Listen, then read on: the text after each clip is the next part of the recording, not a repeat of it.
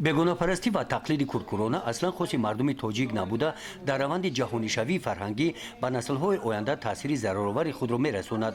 Бо мақсади пешгирии ин зуҳуроти номатлуб дар доираи нақшачорабиниҳои кумитаи иҷроияи ҳизби халқи демократии тоҷикистон дар ноҳияи восеъ бо иштироки роҳбарони мақомотҳои ҳифзи ҳуқуқ, раисони ҷамоатҳои шаҳрак ва деҳот, муассисаҳо, намояндагони ташкилотҳои ҷамъиятӣ дар чунин муҳити гарму самимӣ ҳамоиши маърифатӣ баргузор гардид.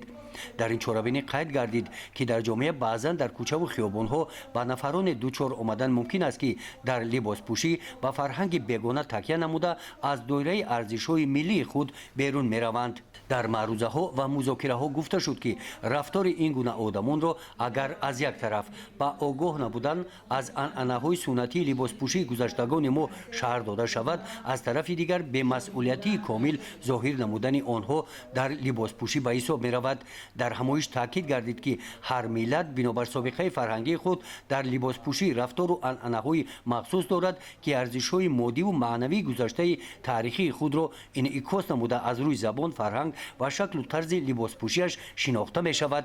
модарону бонувони мо тоҷикон низ тарзи хоси либоси миллии худро доштанд ва онро ба мо мерос гузоштанд ки ҳар кадоме аз онҳо дар баробари зебоиву рангорангӣ меъёрҳои ахлоқиву эътиқодии мардуми бостонии моро инъикос мекард. аз ин лиҳоз мо бояд ба хотири ҳифзи асолат ва арзишҳои миллӣ воридшавии либосҳои ба урфу одат ва фарҳанги мо бегонаро пешгирӣ намоем.